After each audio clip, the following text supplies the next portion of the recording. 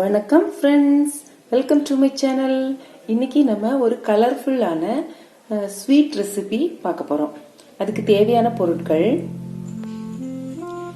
2 cup desiccated coconut, அதாவது measurement கப்பில் 2 cup எடுத்துருக்கிறேன். நீங்கள் எந்த கப்பில் அளக்குறீங்களோ அதில் 2 கப் வந்து டெசிகேட்டட் கோகோனட்டு, அப்புறம் அதே சேம் கப்பில் 1/2 கப்பு மில்க் மெய்ட், அப்புறம் ஒரு 5 ஏலக்காய். அது வந்து மிக்சியில் போட்டு அரைக்கணும். அது ஏலக்காய் வந்து மிக்சியில் போட்டு தனியாக அரைக்க முடியாது, அதனால நம்ம வந்து கொஞ்சம் சுகர் கூட வச்சுருக்கிறேன். அப்புறம் வந்து கலருக்கு என்ன பண்ணியிருக்கிறோன்னா, இது வந்து பீட்ரூட்டை வந்து நல்லா தோல் சீவிட்டு ஒரு 1/2 பீட்ரூட் எடுத்துடுங்க. தோல் சீவிட்டு நல்லா துருவிட்டு அதை வந்து புழிஞ்சி ஃபில்டர் பண்ணிட்டோம்னா அதுக்கு வந்து கலர் ரெடி ஆயிரும். இப்போ எப்படி செய்வோன்னு பார்ப்போம். கடாயை அடுப்பில் வச்சுக்கலாம். சிம்ல வச்சுக்கலாம். தீ நல்லா சிம்ல இருந்தா போதும். இப்போ அடுப்புல வச்சிருவோம். இதுல இந்த கோகோனட், டெசிகேட்டட் கோகோனட் ஃபுல்லாவே போட்டுடலாம்.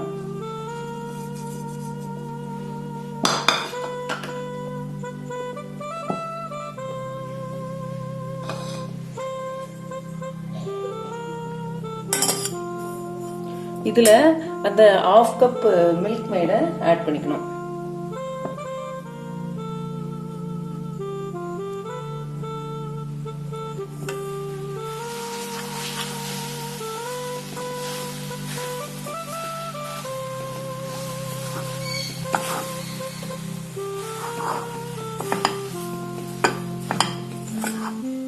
அந்த அரைச்சி வச்சிருக்கிற ஏலக்காய் பொடியையும் சேர்த்துக்குவோம்.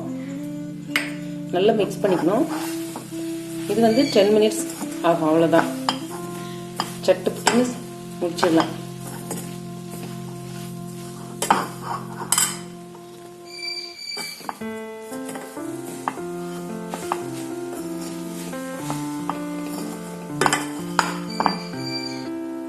இப்போ நல்லா மிக்ஸ் ஆயிடுச்சு. இதுல வந்து பாதியா, அதாவது 2 பாகமா டிவைட் பண்ணிக்கலாம்.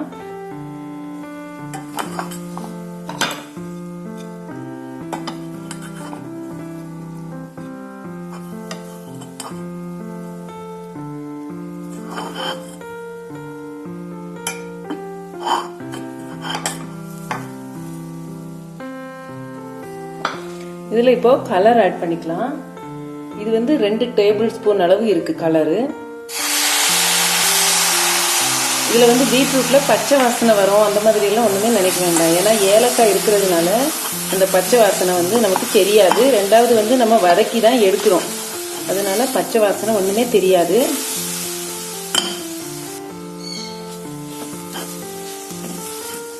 நல்ல கலர் மிக்ஸ் ஆன பிறகு நல்லா கிண்டிட்டு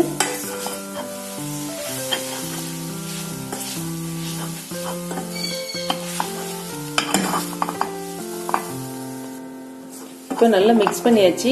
அடுப்பு ஆஃப் பண்ணிக்கலாம். இது வந்து நல்லா ஆறின பிறகு அப்புறம் செய்யணும். இப்போ ஆறட்டும், இப்போ செய்யலாம். அதுக்கு வந்து கொஞ்சம் நெய் எடுத்து வச்சிருக்கிறேன். அது எதுக்குன்னா, கையில இது ஒட்டாம இருக்கிறதுக்காக, கையில வந்து அதை அப்ளை பண்ணிக்கிறதுக்காக. ஃபர்ஸ்ட் வந்து ஒயிட் கலர்ல ஒரு பால் பண்ணி வச்சுக்கலாம். சின்ன பால் ஒன்று பண்ணி வச்சுக்கணும்.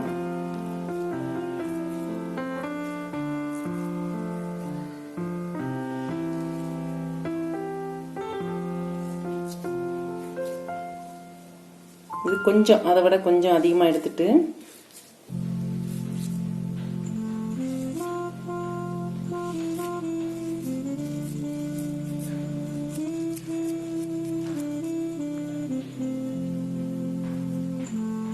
அந்த உருண்டையை அதில் வச்சு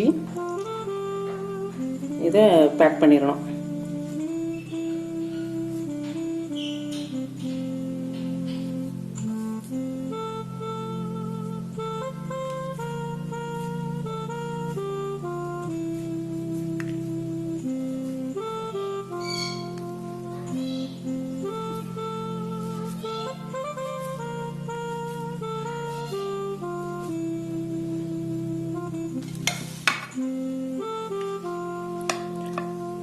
அப்புறம் இப்போ வந்து பிங்க் வந்து வெளியே வச்சிருக்கு இல்லையா, ஒயிட்டை வந்து வெளியே வைக்கிறது மாதிரி பண்ணிக்கலாம். மாற்றி மாற்றி பண்ணோன்னா நமக்கு வந்து அப்படியே கலர்ஃபுல்லாக இருக்கும். இப்போ பிங்க்கில் ஒரு சின்ன பால் எடுத்துட்டு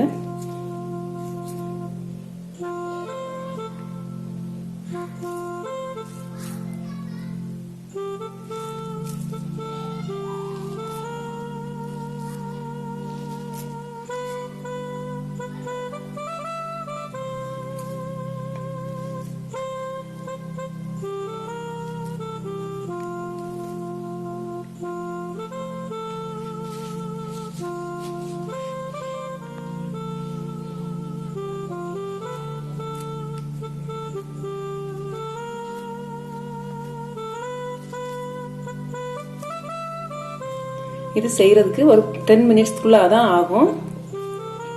இப்போ ரெடி ஆயிடுச்சு. இப்படி எல்லா உருண்டையுமே மாறி மாறி பண்ணிக்கணும். இப்போ உருண்டையெல்லாம் ரெடி ஆயிடுச்சு. இதை கட் பண்ணி பார்ப்போம்.